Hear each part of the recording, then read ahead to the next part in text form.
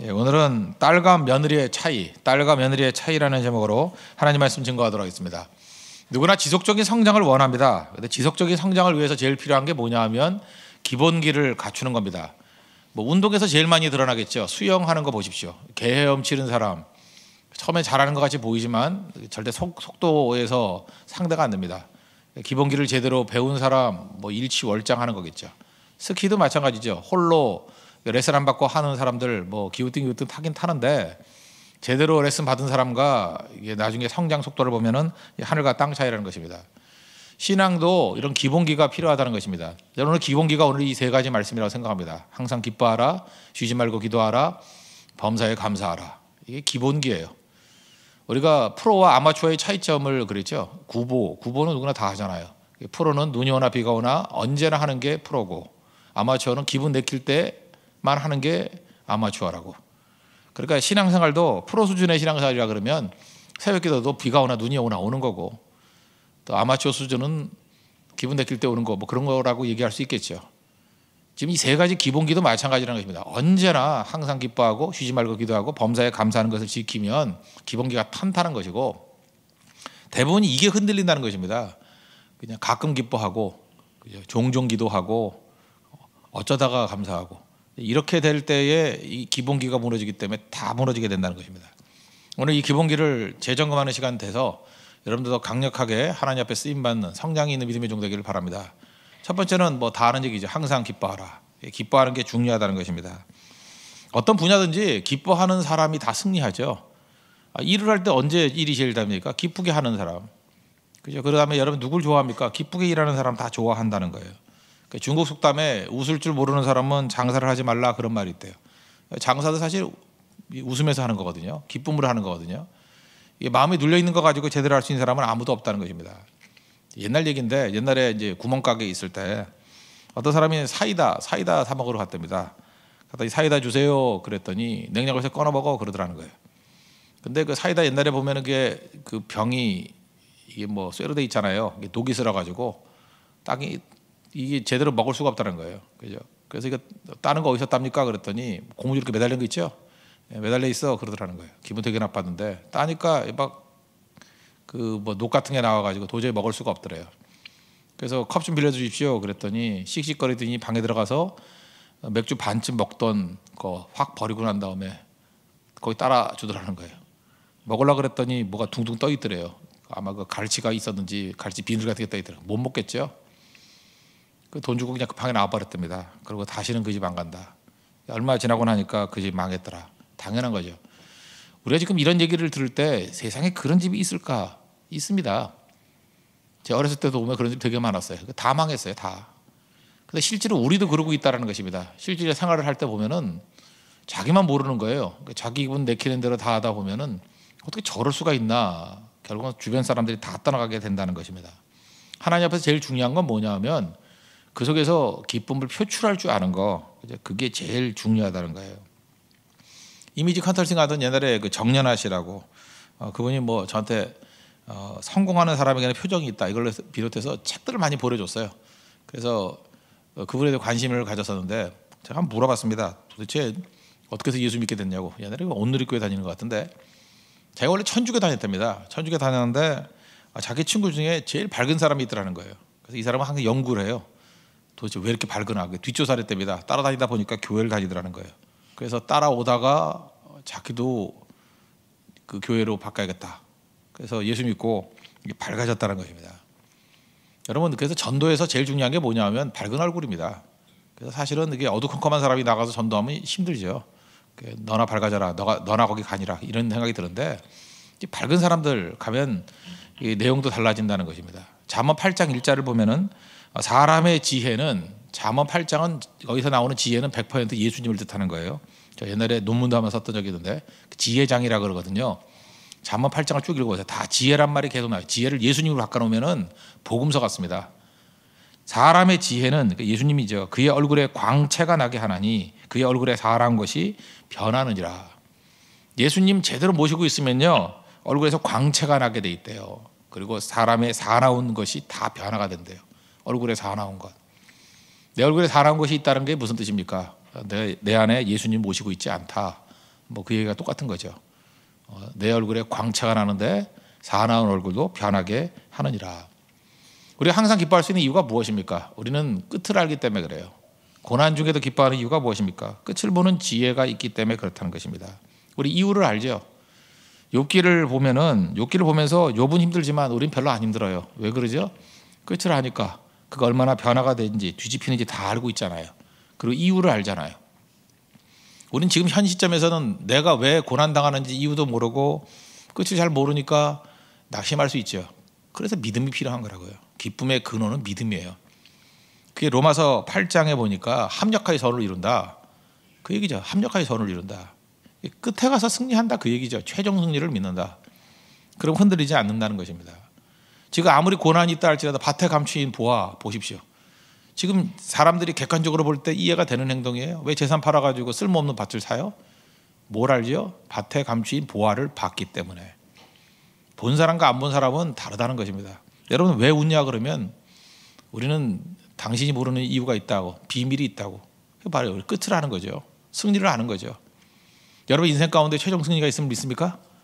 주님 믿고 의지하는 사람은 반드시 승리합니다.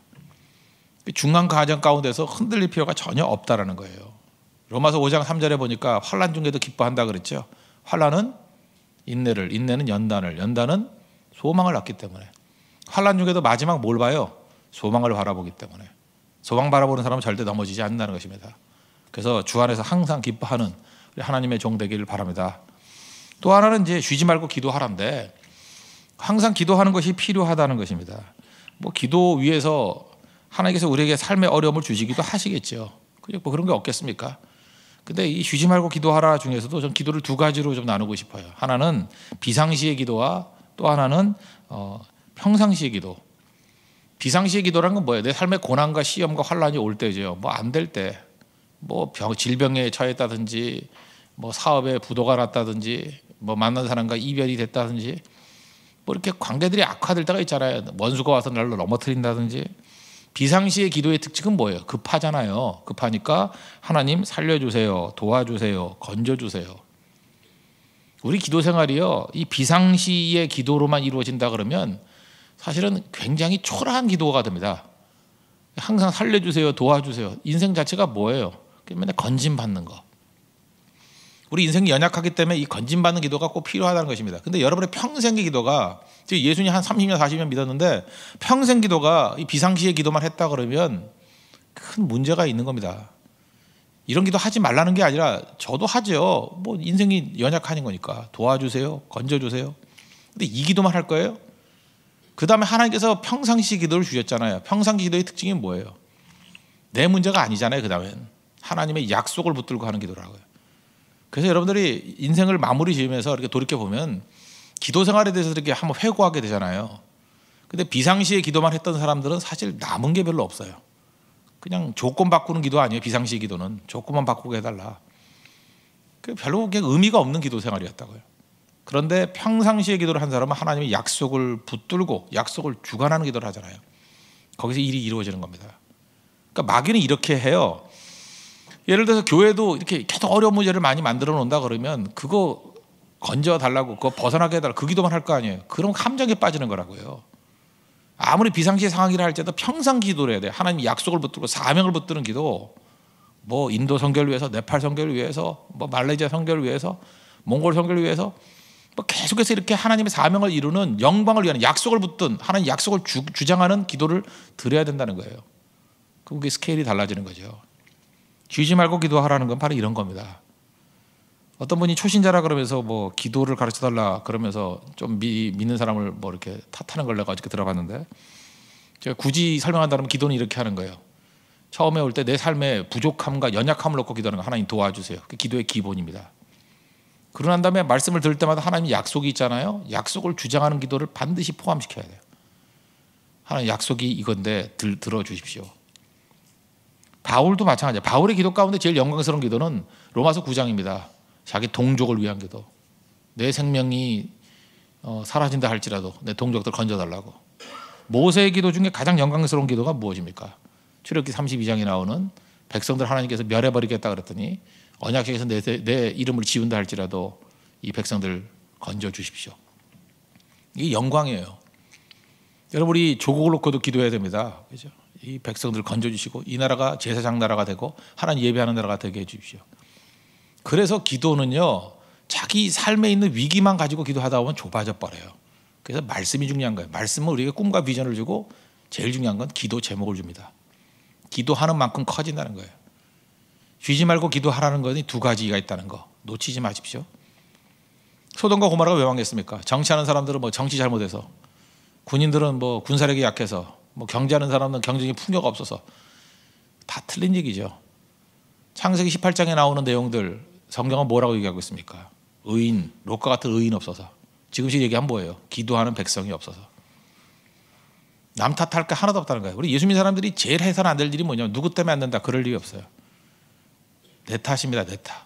내가 기도하는 거예요. 내가 부르짖으면 변화되게 돼 있다는 것입니다. 하나님 앞에서 여러분들 자기 자신이 얼마나 귀중한 존재인지를 깨닫고 하나님의 능력과 하나님의 그 뜻을 연결시키는, 쉬지 말고 기도할 수 있는 하나님의 거룩한 종 되기를 바랍니다. 기도는 역사를 일으킵니다. 그런 승리가 있기를 바랍니다. 저는 이번 네팔 선교 가면서 제일 인상적이었던 게 그거였어요. 뭐 여러 번 설명을 했죠. 허드슨 테일러의 기도예요.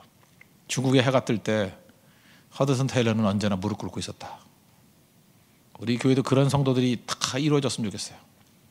대한민국에 해가 뜨길 때 모든 세교의 성도들은 무릎 꿇고 있었다. 그러면 역사가 일어납니다.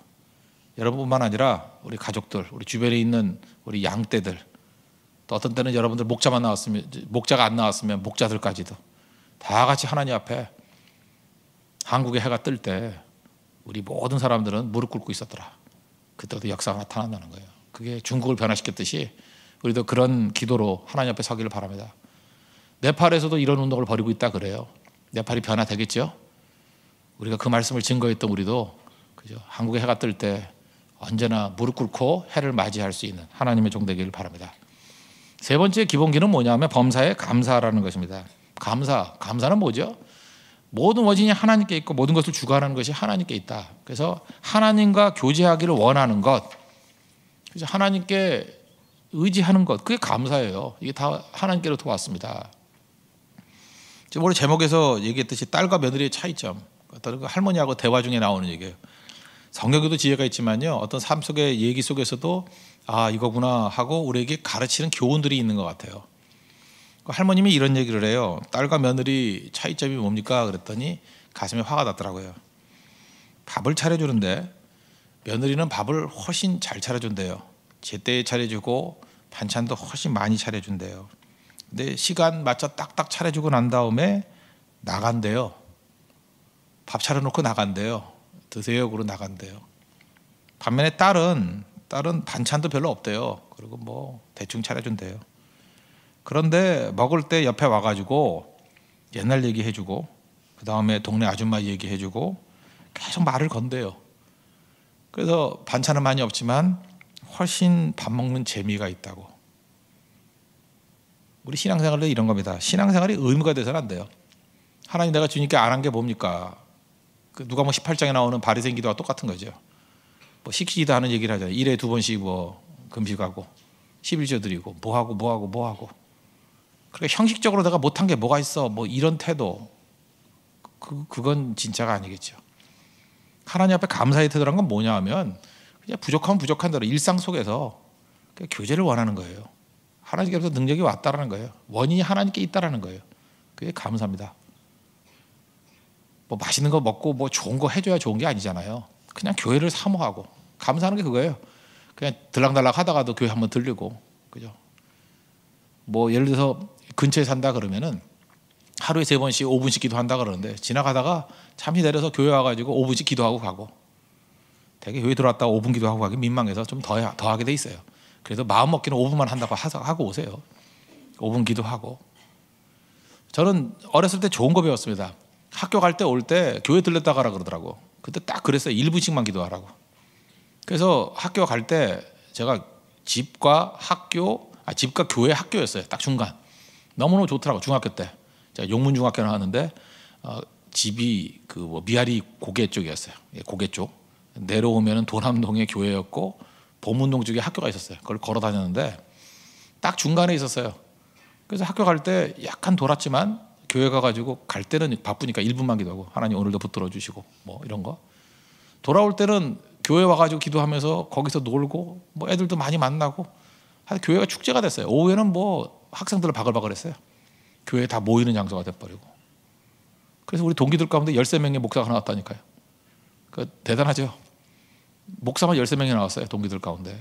그리고 뭐 숫자도 100명도 넘고 동기들 같은 학년들이. 그게 바로 교회를 사모하는 마음, 감사하는 마음이었어요. 감사하는 마음. 가는 것마다 능력을 일으키잖아요. 이게 딸의 마음이에요. 딸의 마음. 하나님께 모든 마음을 두는 거. 이게 기본입니다. 이런 기본기를 잘 지켜서 하나님 앞에 승리할 수 있는 우리 믿음의 종 되기를 바랍니다. 그래서 여러분들 수영을 배울 때도 개엄만 배우는 게 아니라 이런 기본기, 항상 기뻐하라, 쉬지 말고 기도하라, 범사에 감사하라. 이걸 통해서 하나님 앞에 여러분들 날로 일취월장하고 성장할 수 있는 믿음을 갖는 하나님의 종들 되기를 축원합니다. 예. 모두 자리에 일어나겠습니다. 우리 율동팀 뭐 두 사람 나와서 한번 율동해 주세요. 주 안에서 항상 기뻐해. 우리 찬양하고 기도하겠습니다. 다 같이 공동체 기도 드리겠습니다. 공동체 기도 드리겠습니다. 신앙의 기본기를 잘 갖추게 하소서. 항상 기뻐하게 하소서. 언제나 웃음으로 삶을 맞이하겠습니다. 우리는 끝의 승리를 알기 때문에 기뻐합니다. 합력하여 서원을 이름을 믿고 살게 하소서. 쉬지 말고 기도하게 하소서. 비상시의 기도도 중요하지만 특히 평상시에도 기도하게 하소서. 평상시의 기도는 약속을 위한 기도를 합니다. 하나님의 영광을 드러내는 기도를 합니다. 기도로 영광된 삶을 살게 하소서. 범사에 감사하게 하소서. 모든 것의 주권자가 하나님임을 믿습니다. 내가 원인이 아님을 알고 하나님만 기억하게 하소서. 의무감이 아닌 교제를 통한 감사를 누리게 하소서. 예수님의 이름으로 기도합니다. 아멘. 주 안에서 항상 기뻐해. 한번 율동 한 번만 하고 기도하도록 하겠습니다.